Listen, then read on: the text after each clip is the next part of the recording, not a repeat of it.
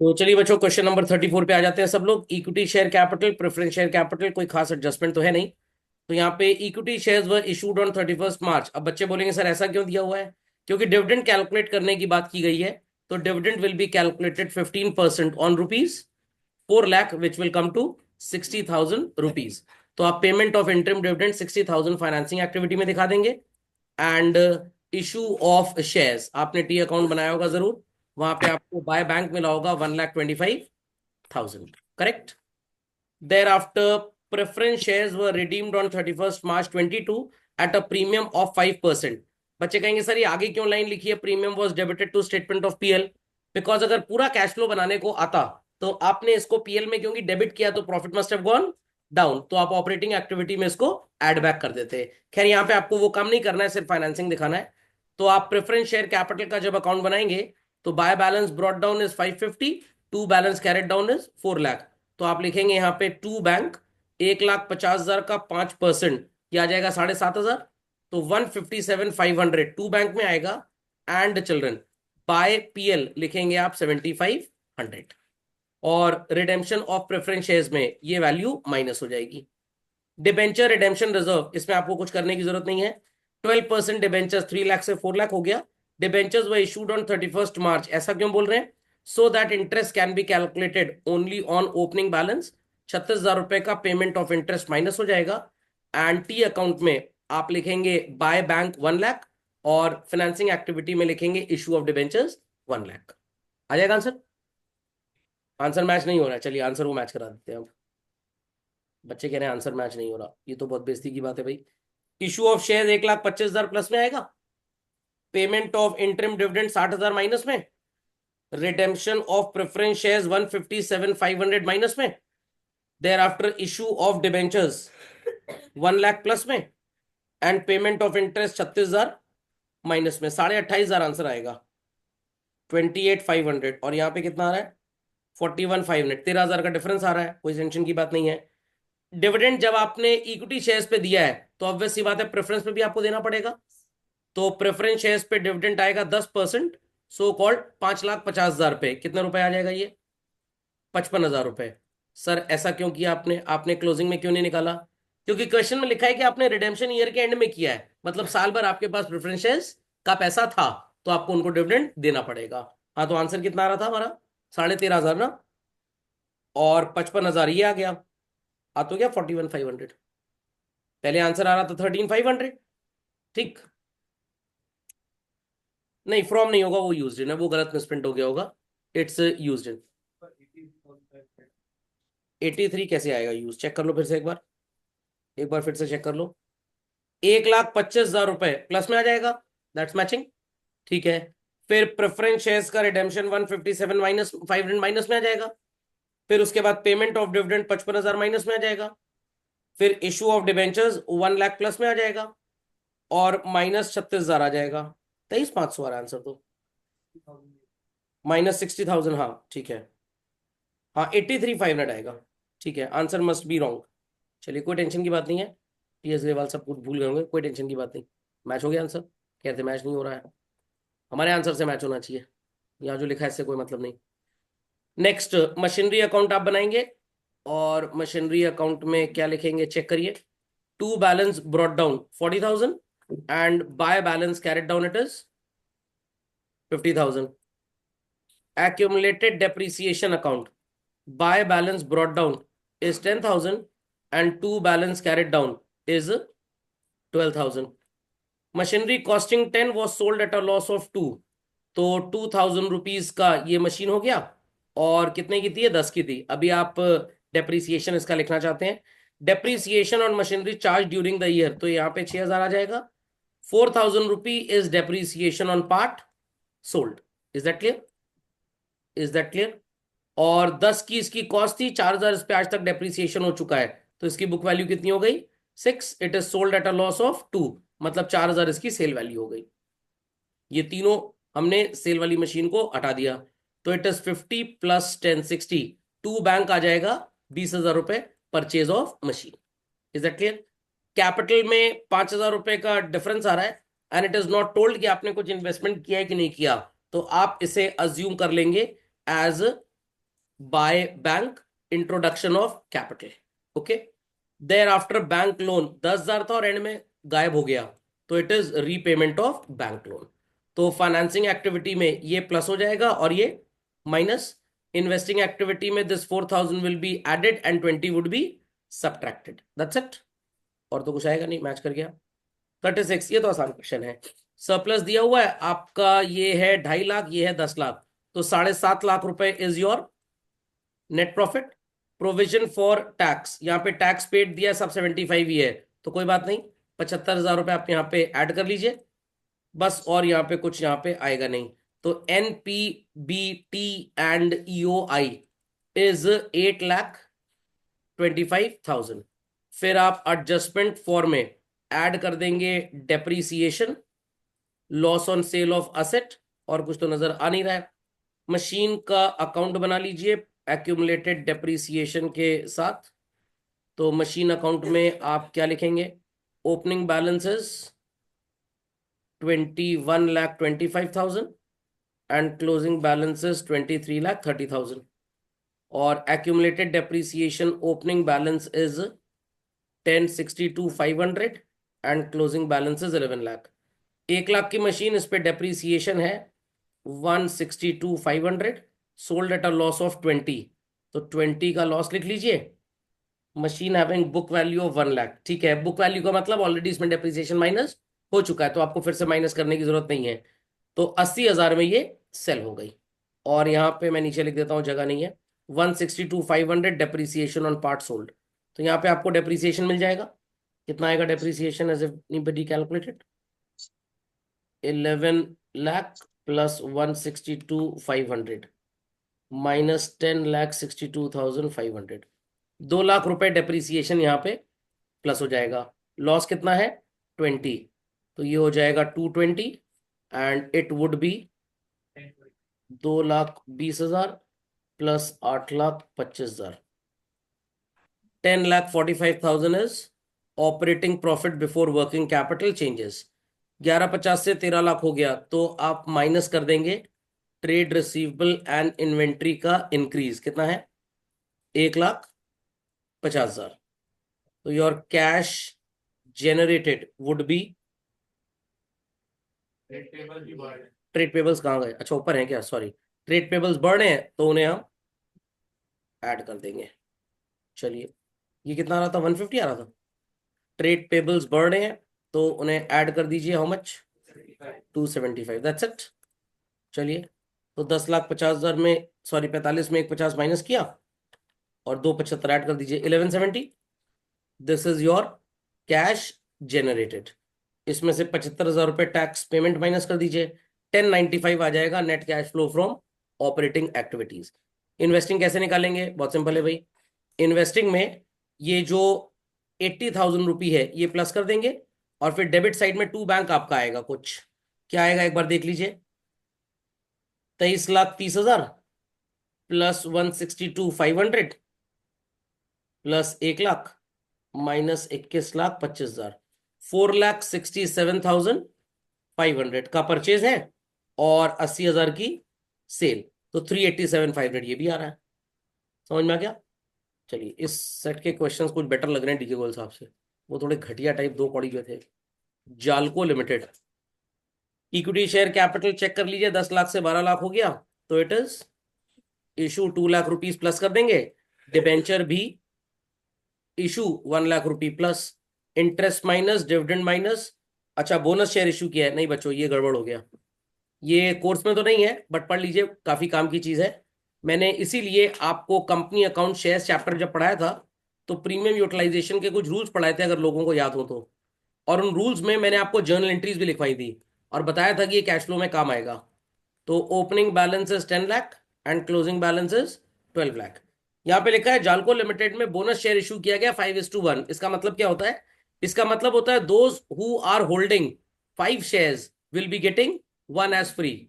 तो अगर 5 वाले को एक फ्री दिया तो 10 लाख वाले को कितने फ्री दिए? Answer is 2 lakh. तो आपका ये जो 2 लाख रुपी है ये बाय बैंक नहीं होगा, रादर बाय बोनस होगा। तो एक एंट्री इसकी होगी, bonus to share holder account debit to equity share capital, और दूसरी एंट्री होगी statement of PL, general reserve, premium reserve, कुछ भी, टू बोनस शेयर्स।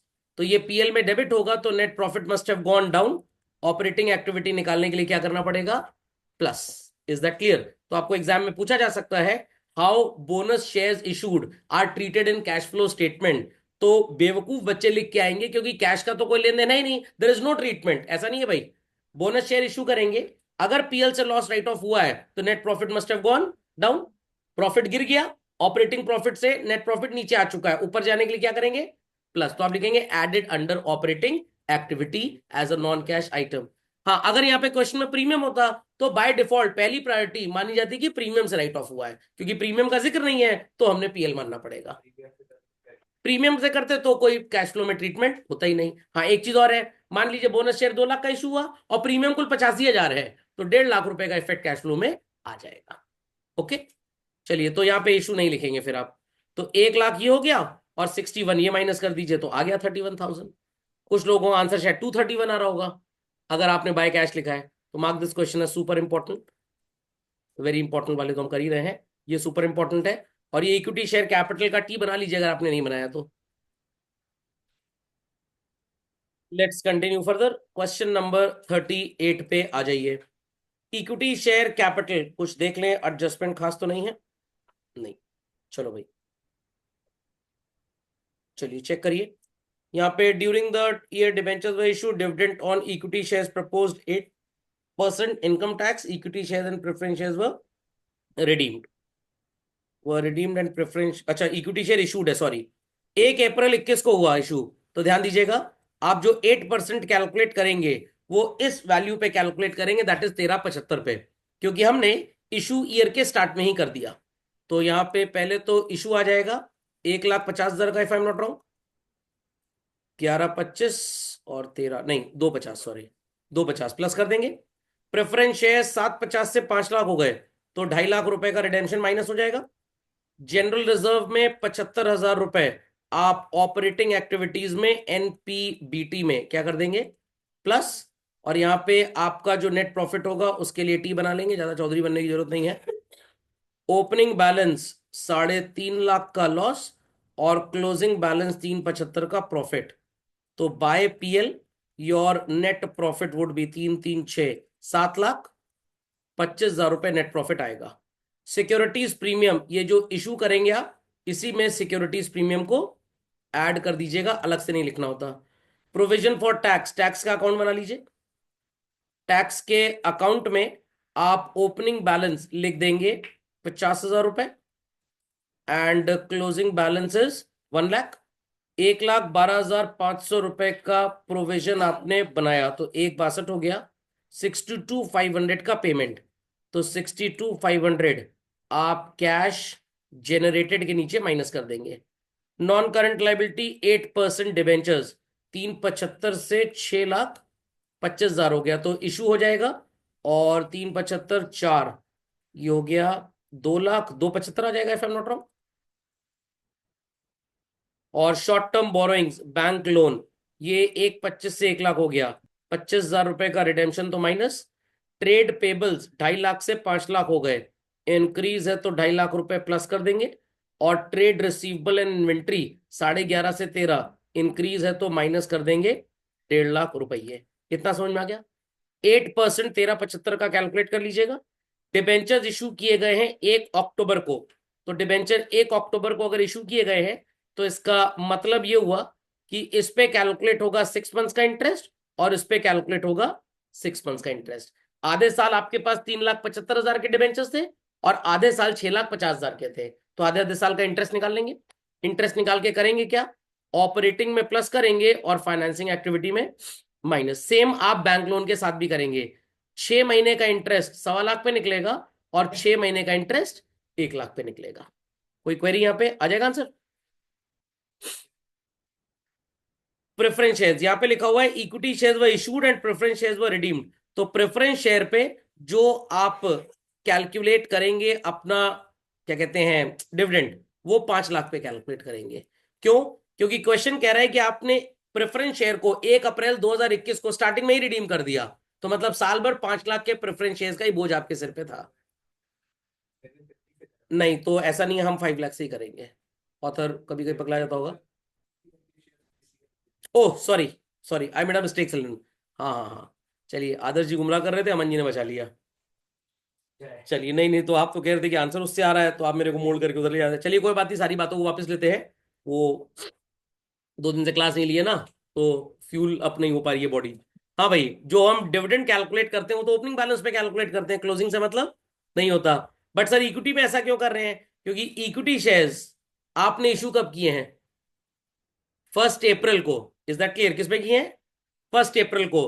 तो सर 1 अप्रैल को तो हमारे पास ये पूरा पैसा होगा, बट ये इस ईयर में आ रहा है, पिछले ईयर में नहीं आ रहा। तो दोनों केसेस में sorry, dividend will be calculated on the opening balance, क्योंकि पिछले साल पे ही हम डिविडेंड कैलकुलेट करते हैं। 2019 से पहले पढ़ा रहे होते तो आपको बोल देते हैं कि इस तरह से कैलकुलेट करिए, सॉरी। ठीक, ओपनिंग पे ही कैलकुलेट होगा, लास्ट ईयर पे। खोपड़ी फिर गई थी। चलिए क्वेश्चन नंबर 39, ये तो एकदम दो कौड़ी का क्वेश्चन है। सेम ऐसा क्वेश्चन डीकेजी में आपने किया हुआ है। डिक्रीज इन इन्वेंट्री को प्लस करेंगे, इंक्रीज इन बिल्स पेबल को प्लस करेंगे। ये चला जाएगा इन्वेस्टिंग एक्टिविटी में, ये चला जाएगा फाइनेंसिंग एक्टिविटी में, और इसी में इन दोनों को एडजस्ट कर देना है आपको। करेक्ट? आ गया आंसर? चलिए क्वेश्चन नंबर 40th, कुछ टेढ़ा मिला होगा तो मैं आपसे पूछूंगा, एल्स अगर आपको कोई डाउट होगा तो you need to ask me. Question number 40th में कोई प्रॉब्लम, किसी को आंसर ना आया हो? आ गया? चलिए, जिन्होंने नहीं सॉल्व किया कोई चिंता की बात नहीं है, अगले साल फिर यही सब पढ़ाया जाएगा, कंपार्टमेंट तक सॉल्व कर लेंगे कम से कम, क्योंकि अब तो पढ़ने का टाइम नहीं है, अब तो रिविजन टाइम है। 41 आ गया सबका आंसर? चलिए वेरी गुड। क्योंकि अगर आपने इसके पहले वाले क्वेश्चन में सारी चीजें देख ली, अब सब रेपिटेशन है बस। 42 भी आ गया? चलिए पहले ही बता दिया गया भाई, अगर एडजस्टमेंट करने की औकात ना हो तो इस क्वेश्चन को पढ़ के छोड़ दो। चलिए नेक्स्ट, एक्यूमुलेटेड डेप्रिसिएशन, कोई प्रॉब्लम तो नहीं हुई? इसमें बड़े क्वेश्चन थोड़े आसान लग रहे होंगे आपको। ऐसा नहीं कि आसान है, क्योंकि छोटे वाले इतने टेढ़े थे, आपने वहां पे प्रैक्टिस कर ली इसकी ठीक से। 43 में भी कुछ खास है नहीं। आ गया आंसर? चलिए 44 भी आ गया। यहां पे आपको ये नई बैलेंस शीट कम से कम नजर आ जाएगी, how it is written. Property plant equipment and intangible asset एक हेडिंग है। सब हेडिंग, टैंजिबल के लिए प्रॉपर्टी प्लांट एंड इक्विपमेंट है, और इंटेंजिबल के लिए इंटेंजिबल लिखते हैं, याद रहेगा। चलिए क्वेश्चन नंबर 44 में आपने डिविडेंड इसको लेना है, इसको कंसिडर नहीं करना। 45 भी आ गया? आंसर मैच नहीं कर रहा? अच्छा चेक करिए जरा इसको, चेक कर लीजिए। इक्विटी शेयर में इशू है 2 लाख रुपए का। रिजर्व्स एंड सरप्लस में देख लें क्या कहानी है। अच्छा सिर्फ प्रॉफिट ही है, तो योर नेट प्रॉफिट नहीं, नेट प्रॉफिट नहीं, नेट लॉस। ठीक है, नेट प्रॉफिट को माइनस में लिखो या नेट लॉस लिखो, बात एक ही है। 95,000। कोई डिविडेंड जैसा कुछ दिया हुआ है यहाँ पे? कहाँ दिया है? डिविडेंड कहाँ दिया है? नहीं दिया। रिजर्व जैसा कुछ दिया है? नहीं दिया। टैक्स अकाउंट बना लेते हैं एक बार। Opening balance is 70 and closing is 60, tax paid is 53, एक तेरह तो 43 हो जाएगा ये। तो 43 आप इसमें प्लस कर दीजिए। ठीक है, तो अब आपका net profit before tax and EOI minus में आ जाएगा। कितना? 42,000 नहीं, 42 नहीं, 52,000 आएगा। अरे 52। अब एडजस्टमेंट फॉर में चेक कर लीजिए, लोन लिया हुआ है तो इससे कोई मतलब नहीं। डेप्रीसिएशन देख लेते हैं भाई। ओपनिंग बैलेंस एक्यूमुलेटेड डेप्रीसिएशन में 23, क्लोजिंग इज 48, 25,000 डेप्रीसिएशन हो जाएगा। तो 25,000 रुपये एडजस्टमेंट फॉर में डेप्रीसिएशन लिख लीजिए। हाँ yes. Provision for tax opening value how much? 70 and oh 68 है, मैंने 60 लिख दिया, सॉरी। 53 चेंज करो भाई इसको। हाँ एक मिनट, 68 प्लस 53 माइनस 70, 51 होगा। वो गलत लिख दिया था ना, 60 लिख दिया था। चलिए 51,000, इसको भी सही करना पड़ेगा फिर। तो ये हो गया 51 और ये हो गया, मतलब मेरी आत्मा ठीक बोल रही थी पहले। चलिए बैंक 44 हो गया ना ये। ठीक है, और लोन पे कोई इंटरेस्ट तो है नहीं? नहीं कोई इंटरेस्ट नहीं, दैट्स इट। चलिए what is our operating loss? Loan पे कहाँ इंटरेस्ट है? हाँ 10% है, चलो। और लोन कब लिया आपने? 1 जुलाई को। रुक जाइए, 1 जुलाई, और ईयर है मार्च। चलो तो 60,000 पे कैलकुलेट करो, कितने परसेंट है? 10%। मार्च से जुलाई कब लिया है, डेट क्या है भाई इसकी, 1 जुलाई। 60,000 रुपये फुल ईयर का कर लें और 20,000 रुपये पे 9 मंथ्स का। ऐसे भी कर सकते हो, ऐसे भी कर सकते हो, 60,000 रुपये पे 9 मंथ्स का और 80,000 पे 3 मंथ्स का, तब भी आंसर आ जाएगा। क्या आंसर आएगा इंटरेस्ट का जरा बताइए। 7,500 रुपये। चलिए 100 जने से अमन जी 7,500, दैट्स इट। तो ऑपरेटिंग लॉस ही आ जाएगा यहाँ पे, 44,000 -25,000 -7,500, it is going to come 11,500 loss. अब यहाँ पे टैक्स पेड माइनस करना पड़ेगा आपको। Oh sorry, change in CACL भी है, थोड़ा तेज भाग रहा हूं मैं। ट्रेड पेबल्स 20 से 6 हो गए, तो 14,000 रुपये कम हो गया, तो माइनस कर देंगे। सीक्वेंस आप एडजस्ट कर लीजिएगा। इन्वेंट्री 60-67, इसे भी क्या कर देंगे, माइनस। ट्रेड रिसीवेबल 65 से 51, इसे क्या कर देंगे, प्लस। और कैश से कोई मतलब नहीं, अदर करंट असेट 4,000 से माइनस हो गया, इसे भी क्या कर देंगे, प्लस। क्या आएगा आंसर बताइए जरा, प्लस में माइनस में, माइनस में, तो it is cash exhausted, generated नहीं होगा, माइनस में आ रहा है ना। कितना आ जाएगा माइनस में, 14,500। चलिए अब आप टैक्स पेड माइनस कर दीजिए, value was given to us 53,000, तो net cash used in operating activities 67,500। I hope so सबको ये क्लियर है कि ये सारी वैल्यूज पहले इनर कॉलम में आएंगी। चलिए कितना आ रहा है, 67,500 आ तो रहा है आंसर, लोग के आंसर नहीं मैच कर रहा। इंटरेस्ट आ गया ना, आप चलिए नेक्स्ट 46 आ गया सबका, वेरी गुड। बाकी जिन्होंने नहीं किया वो कॉपी खरीद सकते हैं उन बच्चों से जिन्होंने सॉल्व कर लिया है। एक क्वेश्चन का भाव रखिएगा कम से कम 1 लाख रुपए और मेरे साथ 50% की पार्टनरशिप, क्योंकि स्टार्टअप आइडिया मेरा है। हाँ, गुडविल का अमोर्टाइजेशन लेके किया है, और डीके गोयल साहब ने क्या किया था, एनसीईआरटी देख लें, जो वहां पे माना जाएगा वही बोर्ड में माना जाएगा बस। और आईसी स्टूडेंट्स जो डीके गोयल में लिखा उसको मान लें, और मेरे ओपिनियन में जो भी काम करें एग्जाम में नोट अपेंड करके आ जाए, ठीक। वैसे ऐसी बेवकूफ़ी बोर्ड एग्जाम में आती नहीं है कभी भी। चलिए 47th में कोई इशू, आ गया आंसर। चलिए, ये एआई का मतलब ये मत समझ लीजिएगा आर्टिफिशियल इंटेलिजेंस से मॉडिफाई किया गया है। एआई का मतलब 2016 ऑल इंडिया सीबीएसई जो है मल्टीपल जोन्स में पेपर कराता है। तो चेन्नई जोन का क्वेश्चन पेपर अलग होता है, दिल्ली का अलग होता है, आउटसाइड दिल्ली का अलग होता है, बट कुछ क्वेश्चन होते हैं जो हर पेपर में सेम रहते हैं। ओके, तो एआई का ये मतलब है। नहीं, वाइवा में आपसे नहीं पूछेंगे, बट अकल होनी चाहिए आपके अंदर। 48 में कोई डाउट किसी को, आ गया आंसर। चलिए 49th आ गया, 50th, 50th नहीं आया, चेक करिए, क्वेश्चन तो एकदम ही आसान लग रहा है। प्रपोज डिविडेंड का यहाँ पे लिखा है 31 मार्च 22, इससे कोई मतलब नहीं, इसको ऑपरेटिंग में प्लस करेंगे और फाइनेंसिंग में माइनस। कुछ खास तो है नहीं यहाँ पे, प्रेफरेंस शेयर्स तो नहीं आ गए यहाँ पे। हाँ, बस यही गड़बड़ी की होगी, जब हमने डिविडेंड पे कर दिया मतलब इक्विटी शेयर्स पे, तो प्रेफरेंस पे भी दिया होगा। तो हो सकता है आपने 10%, 15,000 रुपए प्रेफरेंस शेयर्स पे कैलकुलेट ना किया हो, इस वजह से आपका आंसर डिफर कर रहा हो। यही ऑपरेटिंग में भी ऊपर प्लस होगा पहले।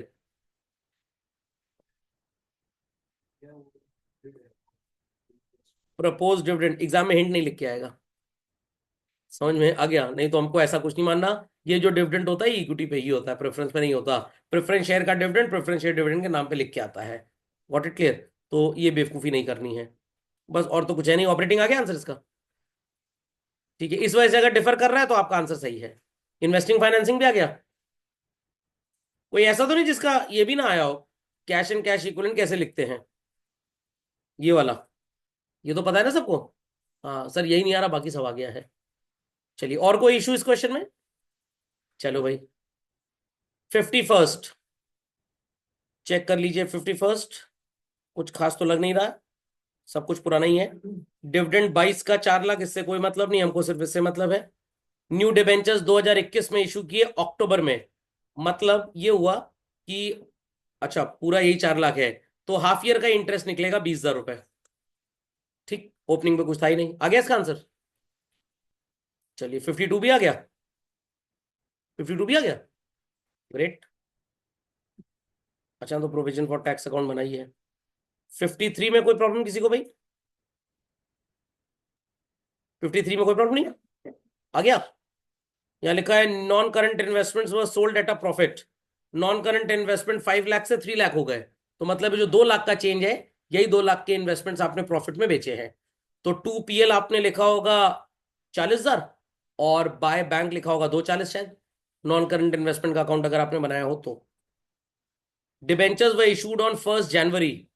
तो डिबेंचर्स जो हमारे पास हैं वो है 720, सॉरी 750 के एंड में, तो 650। इसमें कोई इंटरेस्ट है क्या? तो ये क्यों लिखा है इन्होंने? अच्छा, बेवकूफ बनाने के लिए। चलिए खैर कोई बात नहीं, अगर इंटरेस्ट होता तो 9 मंथ्स का इंटरेस्ट इस पे कैलकुलेट होता और 3 मंथ्स का इंटरेस्ट इस पे, ठीक है। चलिए, इसके बाद क्वेश्चन नंबर 54 में कोई डाउट? डाउट नहीं है, आगे आंसर।